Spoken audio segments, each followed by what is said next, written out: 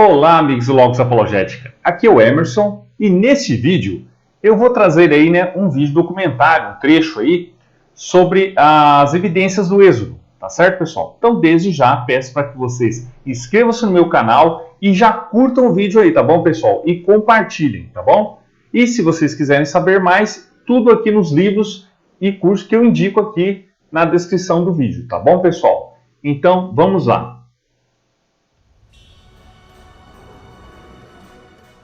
Um novo faraó surge e ele não se lembra de José.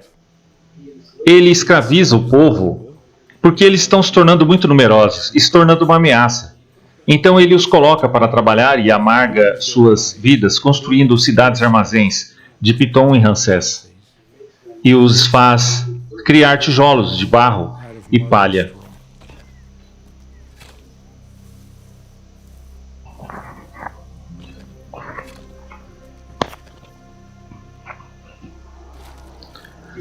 Foi intrigante ver esse tipo de construção em diferentes partes do Egito. Algum desses tijolos foi moldado pelas mãos de escravos israelitas.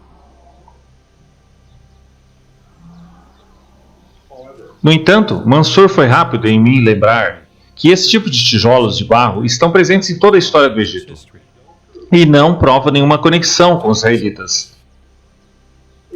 Em uma busca por evidências que se encaixem na ideia de escravidão israelita, o professor James Hoffmeier se concentra na primeira metade do Novo Reino, porque ele favorece uma data do êxodo de Ramsés. Lá ele encontra um conjunto muito interessante de evidências. Afirma na história bíblica que os hebreus deveriam fazer tijolos de barro e palha. Há alguma evidência disso? Temos duas linhas de evidência de que essa prática se refere no Êxodo, capítulo 1, Êxodo, capítulo 5. Realmente era uma espécie de coisa acontecendo. Temos a representação no túmulo de Ramsés. Era um vizir ou primeiro-ministro sob o terceiro de Tutmés, no século XV. E lá podemos ver prisioneiros de guerra, ambos semitas, de Canaã e Síria, trabalhando ao lado de prisioneiros de guerra da Núbia, africanos negros. E lá estão fazendo tijolos, supervisionados por capatazes egípcios com paus. E então é muito claro que esse era o tratamento dado aos prisioneiros de guerra. E vemos esses estrangeiros fazendo tijolos no sul do Egito para um projeto de construção no templo de Karnak. E tenho certeza de que essa imagem poderia ser replicada em outras partes do Egito, especialmente no norte. Em segundo lugar, também temos do mesmo período, o século XV, a 18ª dinastia. Também temos fotos, imagens de trabalho agrícola, especialmente trabalho nos vinhedos, colhendo uvas, pisando em uvas para fazer suco e vinho. Aqui, novamente, encontramos os mesmos prisioneiros de guerra envolvidos na agricultura. O Êxodo 1:14, na verdade, diz que eles trabalhavam em tijolos e argamassa e agricultura. Então, curiosamente, as duas áreas em que a Bíblia diz que os israelitas foram forçados a trabalhar na agricultura e na construção civil são os dois lugares em que vemos esse tipo de trabalho acontecendo em tumbas particulares no Egito, no século XV a.C. Agora, onde estavam todos esses prisioneiros de guerra? Poderiam ter sido essas pessoas, como a Bíblia afirma, que estavam lá e ficaram desconfiadas e foram forçadas a trabalhar? No caso da tumba de Bequimire, na necrópole de Tebas, na verdade, nos diz que eles eram falcões, foram saqueados, eram prisioneiros trazidos de volta das campanhas do rei. Então, e isso acontece no sul de Luxor. O problema é que não temos tumbas correspondentes para o que estava acontecendo no delta, onde os hebreus estavam. Então, não temos esse tipo de evidência. Também durante o século XV a.C., temos o início das deportações de prisioneiros de guerra, das guerras dos faraós que Moisés primeiro pensou que Amenhotep III, segundo, estavam trazendo prisioneiros de guerra, tanto da Síria e Canaã, quanto da Núbia para o sul. Todos esses prisioneiros de guerra, então, estão inundando o Egito e estão sendo forçados a trabalhos forçados para o Estado. Então, temos a antiga população semita, segunda, terceira geração dos quais ainda estão por aí, no século XV, XIV, XIII. Então você tem a nova população de semitas que foram trazidos como prisioneiros de guerra das campanhas dos faraós egípcios. Então havia uma rede significativa de pessoas estrangeiras vivendo no Egito durante o Novo Reino. Enquanto isso é uma boa evidência da presença de escravos semitas fazendo os tipos certos de trabalho, prisioneiros de guerra não correspondem ao relato da Bíblia sobre os primeiros israelitas. Enquanto isso, David Rowe apontou para um conjunto diferente de evidências que se encaixa no padrão encontrado no Reino Médio do Egito, começando com Álvaro. Bem, o que aconteceu depois que o registro arqueológico mostra? O que vemos então é que os túmulos das pessoas, começamos a isso para ver nos ossos deterioração na qualidade de vida. Nas linhas de Harris, nos ossos que indicam fome, escassez de alimentos e nutrientes, essas pessoas de repente ficam empobrecidas. Não só isso, mas começamos a ver casas maiores que parecem ser egípcias e projetadas, e em seguida casas menores anexadas a elas, que parecem ser casas de empregados. Isso é que vemos pela primeira vez, e até encontramos papiros com listas de escravos com nomes semíticos nesse período. Também me conte mais sobre os ossos. Se olharmos para a população do cemitério que são mortos, se você quiser, essa evidência que temos de que os vivos são os mortos, e olhamos para as suas cinzas, descobrimos algo muito interessante. Acontece no início, essas pessoas parecem prosperar, sua qualidade de vida é muito boa, mas de repente, em algum ponto da história, vemos uma degeneração.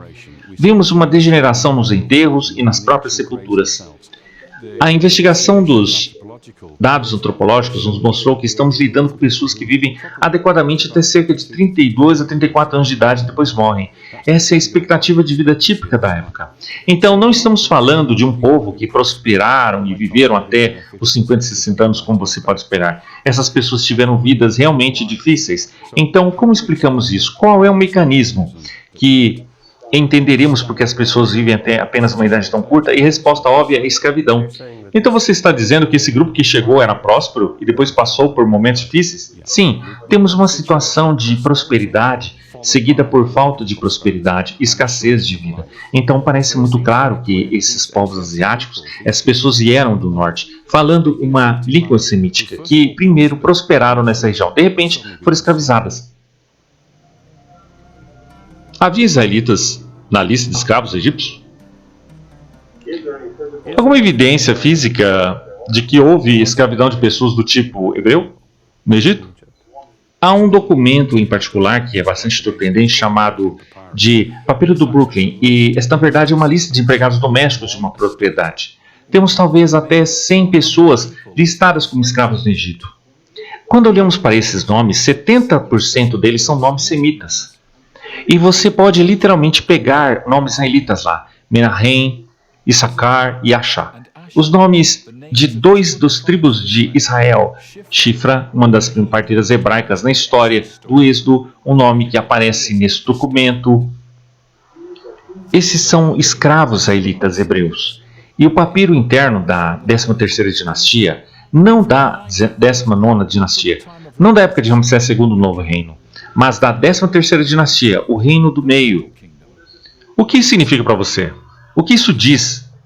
Esta é uma evidência real da época em que os israelitas estavam no Egito como escravos. É quando você recebe um texto, de repente você tem a história, a arqueologia, você tem que interpretar. Quando você tem um texto, isso é algo muito diferente. David, você pode colocar uma data específica no papiro do Brooklyn? O papiro do Brooklyn é datado do reinado, do nome do rei. Aparece nele e o rei é chamado Sobekoptep III. Agora ele é o primeiro rei de uma mini dinastia da 13ª dinastia, onde você tem algo, talvez 4 ou 5 governantes muito poderosos vindo à tona de uma família de faraós fortes. E este poderia ser o faraó que não conheceu José, aquele que escravizou os israelitas, porque isso acontece talvez 3 ou 4 gerações depois do Reino do Meio. Quando José chega ao Egito, de repente encontramos esse faraó forte. Então, por causa do terceiro, e temos esta lista de escravos com nomes israelitas. David, o que me deixa intrigado é por que tantos egiptólogos ignoram o papiro do Brooklyn.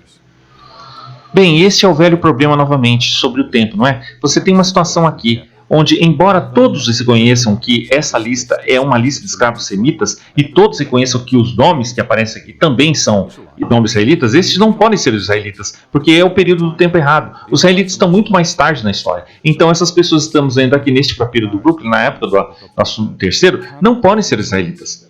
Todas essas evidências que estamos encontrando em Avares, essa cidade em Goshen, no Delta Oriental, nos aponta para o período em que os israelitas estavam no Egito, e esse é o período que chamamos de Idade do Bronze Médio. A maioria dos egiptólogos coloca o período de escravidão no Novo Reino da 19ª dinastia, e aqui estamos na 13ª dinastia. Então as coisas não combinam. Então é por isso que eles consideram isso, então eles colocam isso de lado e dizem que é de outra coincidência.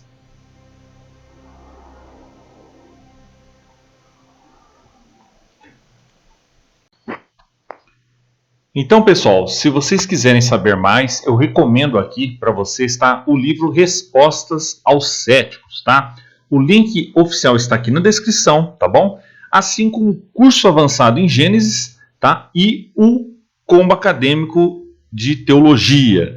Os links oficiais estão aqui também na descrição, tá bom, pessoal? Então é isso aí. Se você gostou do vídeo, curta, comente, compartilhe, clique no sininho para receber as notificações e divulgue aí entre seus amigos. Tá bom, pessoal? É isso aí, um abraço e até mais.